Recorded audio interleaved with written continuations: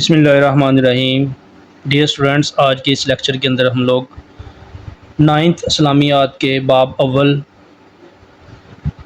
قرآن مجید و حدیث نبوی خاتم النبیین صلی اللہ علیہ وآلہ وسلم کے الف پارٹ قرآن مجید کی تدوین اور اس کی حفاظت کے بارے میں ڈسکس کریں گے۔ اس کی کمپلیٹ ایکسرسائز کو ہم لوگ اس لیکچر کے اندر سالو کریں گے۔ تو یہاں پہ اس کی شارٹ ایکسرسائز میں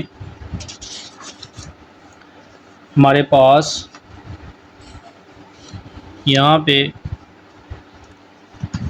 سب سے پہلے مشق کے اندر ہے درست جواب کا انتخاب کریں۔ تو سب سے پہلا جو کوشچن ہے، کوشچن نمبر 1، لفظ قرآن کا معنی ہے۔ الف، کثرت سے پڑھی جانے والی کتاب۔ ب، صبح کے وقت پڑھی جانے والی کتاب۔ جیم، محفوظ کتاب۔ دال، آخری کتاب۔ تو اس میں اسٹوڈنٹس اس کا الف پارٹ یہ درست ہے، کثرت سے پڑھی جانے والی کتاب۔ اس کا دوسرا MCQs ہے، تمام مسلمانوں کو ایک قرات اور لہجے پر متفق کرنے والی شخصیت ہیں۔ الف، حضرت عمر فاروق رضی اللہ تعالیٰ عنہ۔ ب، حضرت عثمان غنی رضی اللہ تعالیٰ عنہ۔ جیم، حضرت علی کرم اللہ وجہہ۔ دال، حضرت زید بن حارث رضی اللہ تعالیٰ عنہ۔ تو اسٹوڈنٹس اس میں اس کا بے پارٹ حضرت عثمان غنی رضی اللہ تعالیٰ عنہ درست کوشچن ہے۔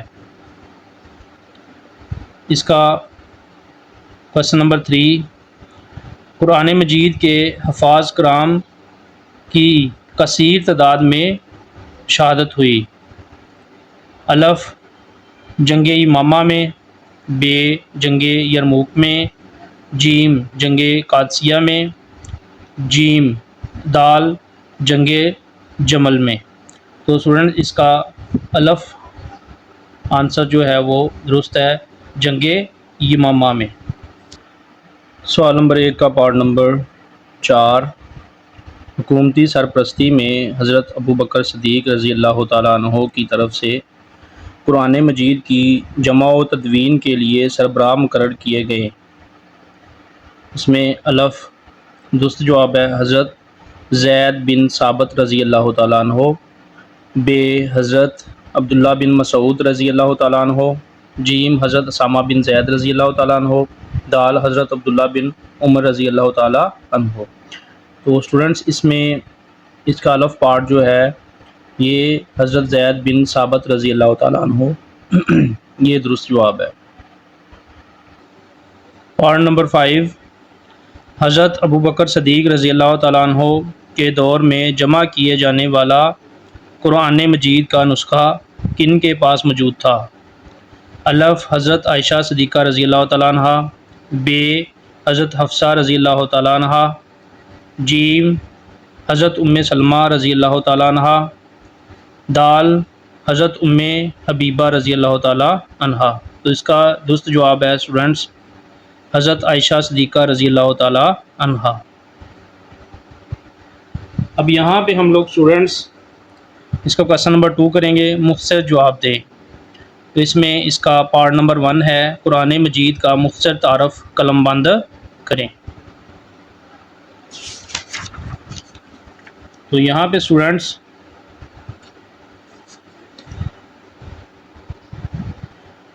پہلے کوشچن کا شارٹ آنسر جو ہے وہ ہے، لفظ قرآن قرات سے ہے جس کے معنی پڑھنے کے ہیں۔ چونکہ قرآن مجید ایسی واحد کتاب ہے جو دنیا میں سب سے زیادہ پڑھی جاتی ہے، اس لیے اسے قرآن کہا جاتا ہے۔ قرآن مجید اللہ تعالیٰ کی آخری کتاب ہے جو اس نے اپنے آخری نبی حضرت محمد صلی اللہ علیہ وآلہ وسلم خاتم النبیین صلی اللہ علیہ وسلم پر نازل فرمائی۔ قرآن مجید دنیا کی وہ واحد کتاب ہے جو آج تک اسی طرح محفوظ ہے جس طرح نازل ہوئی تھی۔ تو اسٹوڈنٹس یہ پہلے مختصر سوال کا جواب ہے۔ آگے اس کا مختصر جواب دے میں اس کا دوسرا پارٹ ہے، قرآن مجید ایک عالمگیر کتاب ہے، وضاحت کریں۔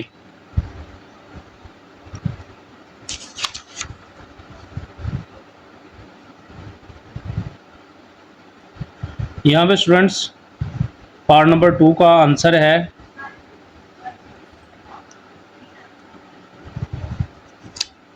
قرآن مجید اللہ تعالیٰ کی آخری اور عالمگیر کتاب ہے۔ جس طرح نبی کریم خاتم النبیین صلی اللہ علیہ وسلم اللہ تعالیٰ کے آخری نبی ہیں اور آپ کی رسالت تمام جہانوں کے لیے ہے، اسی طرح آپ خاتم النبیین پر نازل ہونے والی کتاب بھی تمام بنی نو انسان کے لیے رشد و ہدایت کا سرچشمہ ہے۔ قرآن مجید کسی خاص قوم یا وقت کے لیے نہیں بلکہ قیامت تک کے لیے تمام انسانوں کے لیے رہنمائی کا ذریعہ ہے۔ تو اسٹوڈنٹس اس کے سیکنڈ کویسچن کا آنسر یہ والا ہے۔ تو اسٹوڈنٹس تیسرا پارٹ ہمارے پاس ہے، حضرت عثمان رضی اللہ تعالیٰ عنہ نے سب مسلمانوں کو ایک قرات پر کس طرح متحد کیا؟ تو اس کویسچن کا آنسر ہمارے پاس اسٹوڈنٹس ہے یہ یہاں سے، حضرت عثمان رضی اللہ تعالیٰ عنہ کے عہد خلافت میں جب مختلف قراتوں اور لہجوں میں قرآن مجید کی تلاوت پر اختلاف پیدا ہوا تو انہوں نے ام المومنین حضرت حفصہ رضی اللہ تعالیٰ عنہ کے نسخے کی مختلف نقلیں تیار کر کے مختلف صوبوں کو بھجوا دیں اور سب مسلمانوں کو ایک قرات پر متحد کر دیا۔ یہ اس کا تیسرا مختصر جواب ہے۔ آگے اسٹوڈنٹس اس کا جو کویسچن نمبر 3 ہے، تفصیلی جواب دیں۔ اس میں اس کا ایک ہی اس کے اندر کویسچن ہے، جمع و تدوین قرآن مجید کی تفصیل بیان کریں۔ تو اسٹوڈنٹس یہ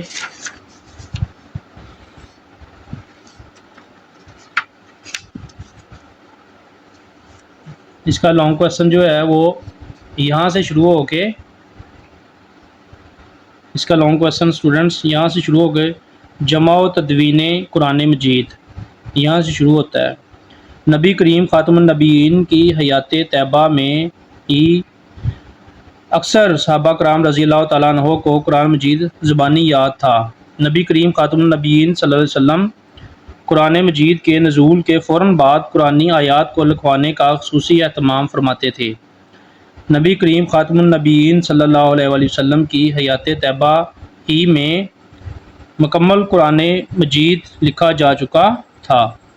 عہد رسالت ہی میں قرآن مجید عموماً پتھر کی سلیب کے اوپر چمڑے، کھجور کی چھال اور اونٹ کے شانے کی ایسی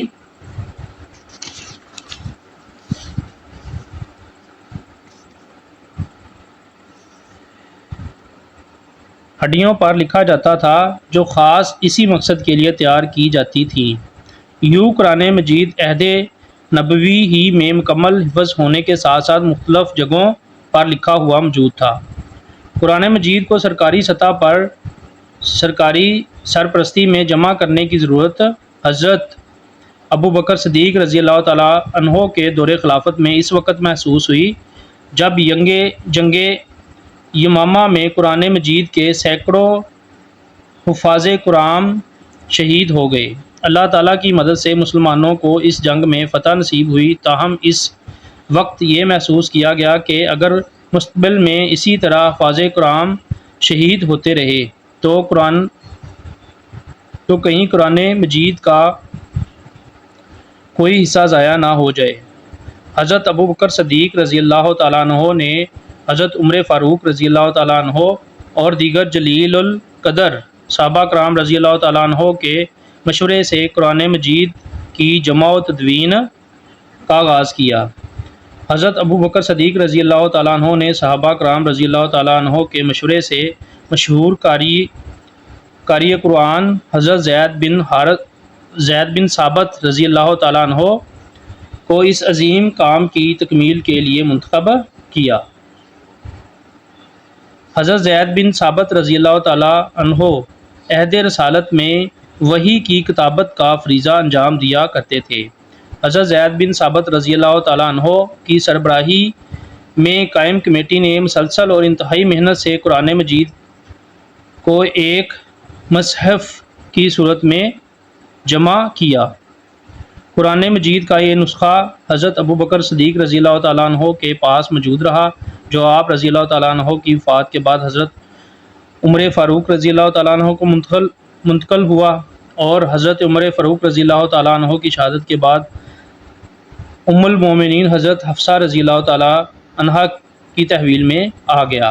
حضرت عثمان رضی اللہ تعالیٰ عنہ کے عہد خلافت میں جب مختلف قراتوں اور لہجوں میں قرآن مجید کی تلاوت پر اختلاف پیدا ہوا تو انہوں نے ام المومنین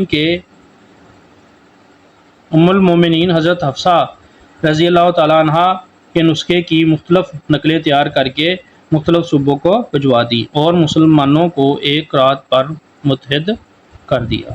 تو اسٹوڈنٹس، یہ اس کا لانگ کویسچن ہے، ان کو آپ لوگوں نے اچھے طریقے سے کر لینا ہے انشاءاللہ۔